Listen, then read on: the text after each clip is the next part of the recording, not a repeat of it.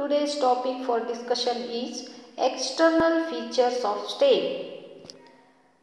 Next, the stem consists of different types of characteristic features such as different types of buds, variable texture, leaf scars, different patterns of scales that play a very important role in identification of plant. There is great variation in the shape of bud occur on stems of different plants. The bud may be conical, it may be round, valvate, superficial, ovoid, etc. What is bud? Bud is a very young shoot or an embryonic shoot which consists of immature stem tip. Bud develops into a shoot or a leaf or a flower.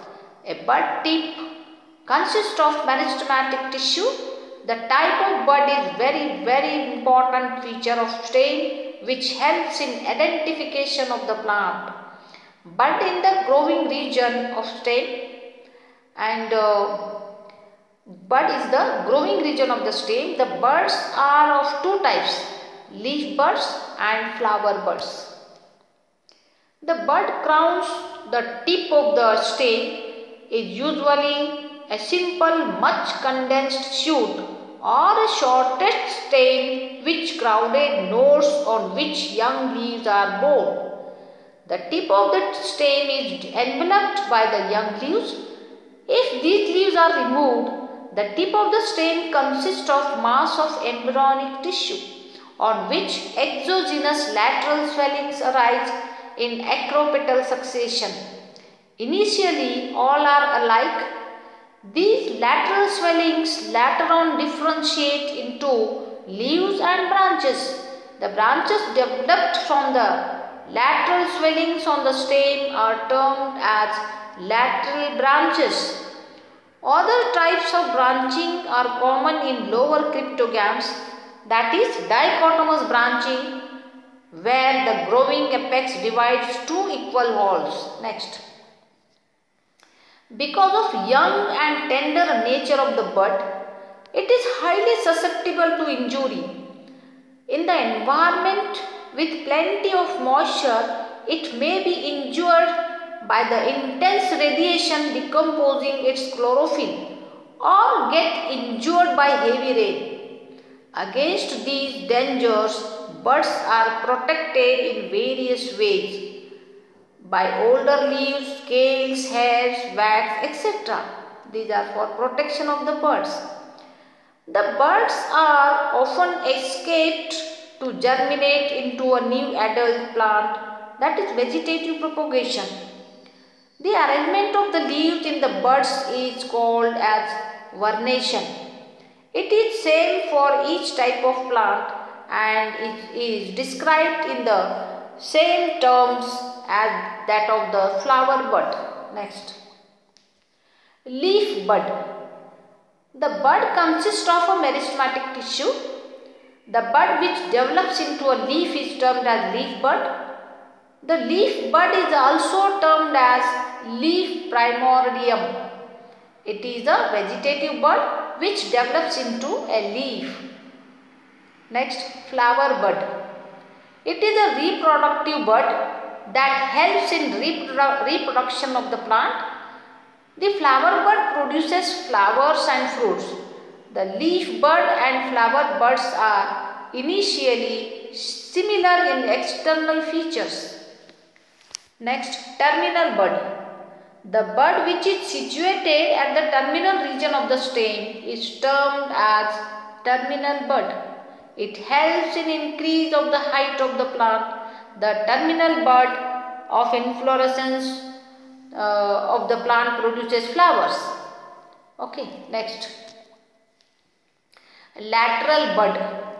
A bud is the lateral bud is a bud on which on the side of the growing shoot of the plant that grows on the side of growing shoot of the plant. If the main bud at the tip of the shoot dies for any reason, the lateral bud is likely to develop. It forms the leading shoot. Usually a lateral bud produces a side shoot and the plant pushes out. Okay. Next, bud scales. What are bud scales? These are the modified small sized leaves. The scaly leaves which are present around the growing bud are for its protection, and that are termed as bud scales. Okay. Naked bud. What is naked bud? In some plants, the buds are not protected by scales, are termed as naked bud. The naked buds are covered only by rudimentary foliage leaves. Next, leaf scar. Leaf scars also occur on the plant stem.